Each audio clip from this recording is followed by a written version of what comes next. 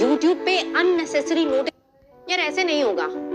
जो तुम सोच रहे हो कि तुम जिंदगी में सब कुछ कर लो साथ साथ, कि मैं नीट भी क्रैक कर लूं, साथ साथ अपने दोस्तों से बात भी कर लूं, साथ साथ अपने रिलेशनशिप भी मेंटेन कर लूं, साथ साथ मैं इंस्टाग्राम पे भी स्क्रॉलिंग गेम खेल लूं, साथ साथ मैं कुछ गेमिंग और भी कर लूं, साथ साथ मैं अपने घर के काम भी कर लूं, साथ साथ मैं घर के बाहर बाजार भी होकर ब्रेड सब्जी ले आऊं।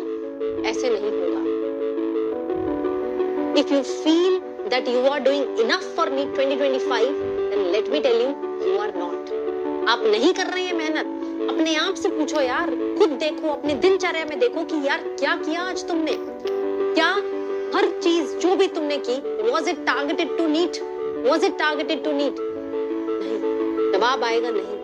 ये तुम जानते हो, तुम्हारा दिल जानता है कि तुमने दिन में 50 चीजें ऐसी करी होंगी जिनका नीट से कोई ताल्लुकात नहीं है। ये जो फोन है ना, फोन, ये तुम्हारे लिए सबसे बड़ी प्रॉब्लम है, क्योंकि इसी फोन के अंदर तुमने अच्छी एप्स के साथ साथ, काम की ऐप के साथ साथ, पढ़ाई की ऐप के साथ साथ रखी हुई है स्नैपचैट, साथ साथ रखा हुआ है इंस्टाग्राम, साथ साथ रखा हुआ है यूट्यूब पे अननेसेसरी नोटिफिकेशंस, अननेसेसरी सब्सक्रिप्शन, जो तुम्हें कभी पढ़ने ही नहीं देगा।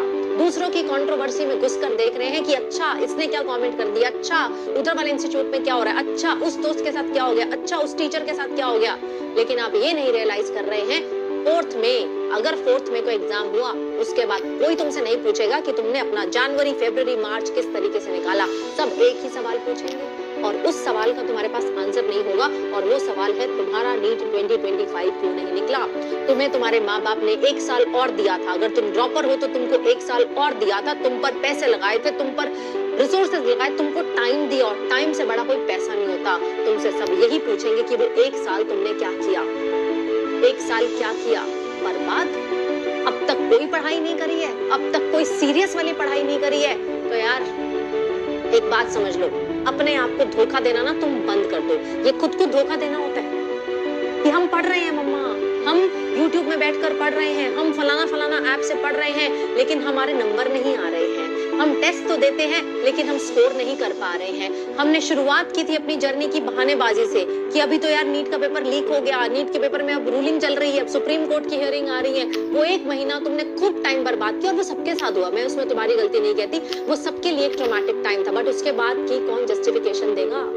सुप्रीम कोर्ट की हियरिंग के बाद तुम्हारे पास बहुत अच्छे से 6 महीने थे। उस 6 महीने में क्या किया, क्या किया? जवाब खुद से पूछो। और जब जवाब में आता है ना कि मैम मुझसे वेस्ट हो गया, या मेरे घर की कंडीशंस ऐसी थी कि नहीं हो पाया, बस कोई ये नहीं पूछेगा तुम्हारी वजह से नहीं हो पाया, घर की वजह से नहीं हो पाया, माँ बाप की वजह से नहीं हो पाया, किसकी वजह से नहीं हो पाया। सारी उंगलियां, मैं सच बता रही हूँ बेटा, सारी उंगलियां सिर्फ बच्चे पर उठती हैं, जो कि कहीं ना कहीं 80% केसेस में सच होता है। 20% में मानती हूँ कि किसी और की वजह से होता है, बट अगर तुम वो 80% में आ रहे हो, तुम दिल से पूछ रहे हो कि हाँ मैम मेरी कमी रह गई थी, मैं अपना टाइम वेस्ट कर रहा था, मैं किसी ऐसे पर्सन के साथ रिलेशनशिप में था जिसने मुझे कभी सही रास्ता नहीं दिखाया, जिसकी वजह से मैं भटक गया था, जिसकी वजह से मैंने 1 महीना क्लास नहीं लगाई थी, जिसकी वजह से मैं टेस्ट नहीं दे पाया, जिसकी वजह से मैं रिवाइज नहीं कर पाया। अब ऐसा लग रहा है कि पिछला पढ़ा हुआ भी मुझे याद नहीं आ रहा है। लग रहा है ऐसा, पिछला पढ़ा हुआ भी याद नहीं आ रहा है, कॉन्फिडेंस नहीं आ रहा है, लग रहा है डर हो रही है, एंजाइटी सबको होती है। जो रियल मेहनत करता है उसको एक अलग टाइप की एंजाइटी होती है, और जो मेहनत नहीं करता ना, जो समय बर्बाद करता है, उसको एक अलग टाइप का प्रेशर फील होता है। अब सब तुम्हें ऐसा लगेगा 79 के 79 चैप्टर्स मैं कैसे करूंगा। देखो, कोई हेलीकॉप्टर नहीं आएगा तुम्हें यहाँ पर एक पहाड़ पर चढ़ने के लिए। ये नीट का एग्जाम ना एक पहाड़ के बराबर है, मतलब नीचे से चढ़कर तुम्हें ऊपर जाना है। कोई शॉर्टकट नहीं होता यार इस जर्नी का। अगर ये जर्नी 1 साल की है तो 1 साल लगता है, ये जर्नी 2 साल की है तो 2 साल लगता है।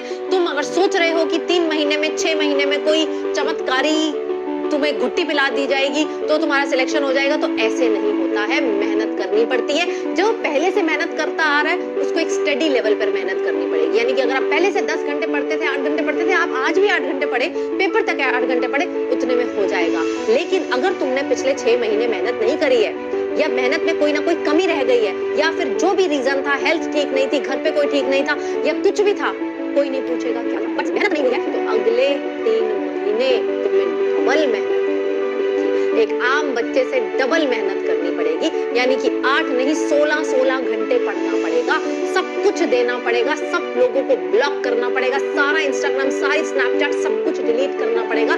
यानी कि तुम्हारे लिए तो बहुत बड़ा सैक्रिफाइस हो गया यार। आज आज की जेन ज़ी के लिए ये एप्स एक पेरेंट की तरह इंपॉर्टेंट है। It's like shutting down one of the person in your family. इतना घर कर लिया तुम्हारे अंदर इन एप्स ने, इन फेक लोगों ने, इन इंस्टाग्राम फ्रेंड्स ने, जिनकी शक्ल भी शायद तुमने कभी नहीं देखी है। तो अगर तुम वो कमिटमेंट देने के लिए तैयार हो कि यार मेरे से पिछले 6 महीने में अपना बेस्ट नहीं दे पाए, लेकिन अगले 3 के लिए मैं रेडी हूँ, तो मुझे नहीं पता तुम्हारा सिलेक्शन हो या ना हो, मुझे लेकिन इतना जरूर पता है कि यार तुम अपनी करंट पोजीशन से बेस्ट पोजीशन में आ जाओगे, बेटर पोजीशन में आ जाओगे। आज जितने नंबर आ रहे 100-200 नंबर तो उससे ज्यादा ही आएंगे, लेकिन शर्त एक है कि यार डबल मेहनत करनी पड़ेगी। शर्त एक है कि सब कुछ छोड़ना पड़ेगा जो तुम्हारा डिस्ट्रैक्शन था।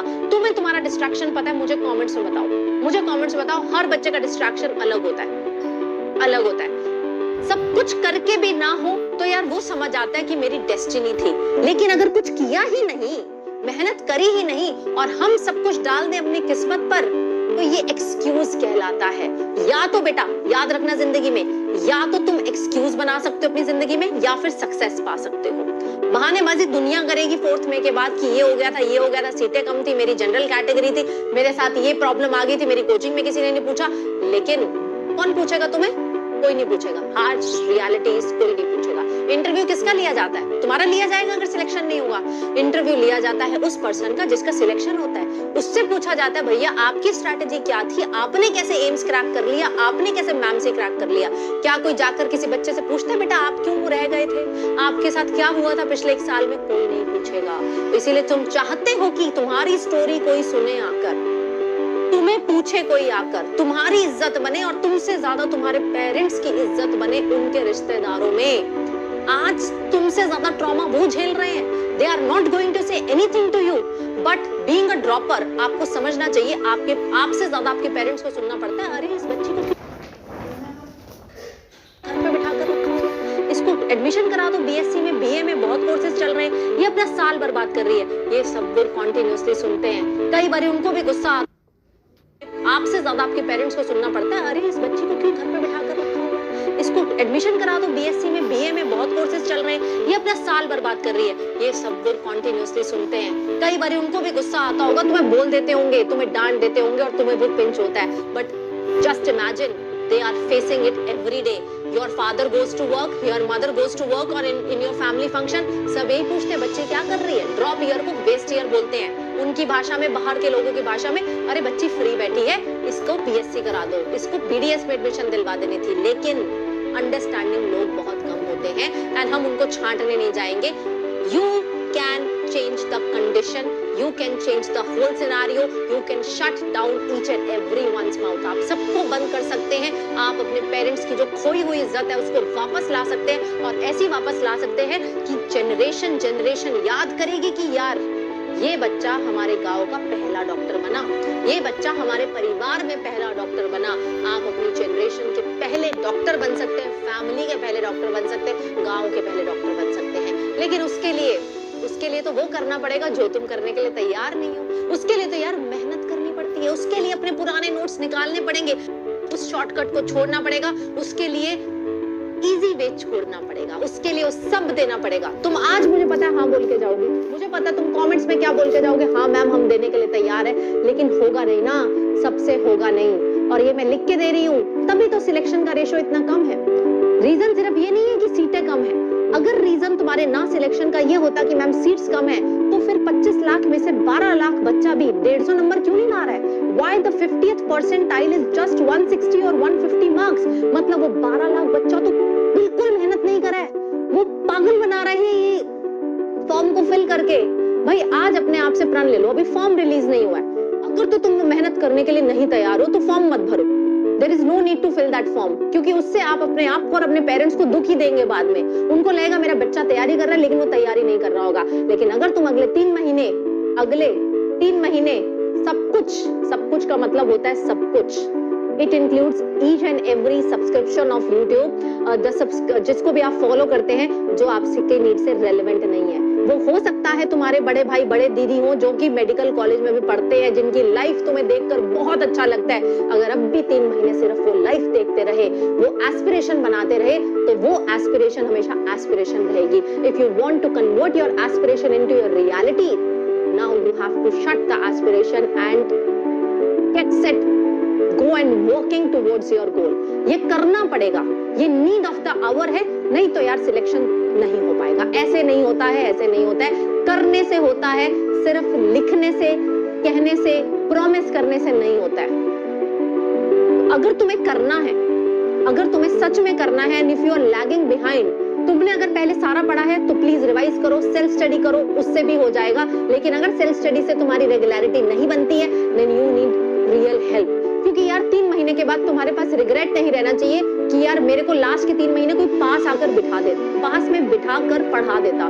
3 महीने के बाद तुम्हें ये फील, लेकिन अपनी बुरी आदतों को छोड़ना पड़ेगा, अपनी डिस्ट्रैक्शंस को छोड़ना पड़ेगा, एंड एक मिनट डेडिकेट करना पड़ेगा। अब जो तुम्हारा रूटीन होने वाला है ना, वो ऐसा रूटीन हो कि सुबह हम अपने सारे डिफिकल्ट पोर्शन कर रहे हैं, दोपहर में हम थोड़े इजी पोर्शन कर रहे हैं, शाम में बैठकर हम रिवाइज कर रहे हैं एंड बहुत सारी प्रैक्टिस कर रहे हैं। जब हमें नींद आती है तो practice difficult thing in the morning. अब तुम्हें ऐसी रिवीजन करनी है कि हर चैप्टर में दोबारा अपने नोट्स का एक पॉइंट, एनसीईआरटी का एक पॉइंट दोबारा रीड, हर फ्लो चार्ट रीड, हर समरी रीड, हर बेटा जी जितने फ्लो डायग्राम्स बने सबको रीड करना है। अब अपना 100% दे दो यार। और मैंने ट्रांसफॉर्मेशन समझते हो, इंस्टाग्राम पे बहुत रील्स आती है, मैं पहले 120 किलो की थी, अचानक से मैं 60 किलो की हो गई। अब तुम्हारा ट्रांसफॉर्मेशन, मेरे पहले 300-400 नंबर आते थे, मेरे अब 700 नंबर आते, मेरे 660 नंबर आते। क्योंकि गलती ये नहीं है, प्रॉब्लम ये नहीं है कि तुम्हें समझ नहीं आता, तुमको समझ आता है। प्रॉब्लम क्या है?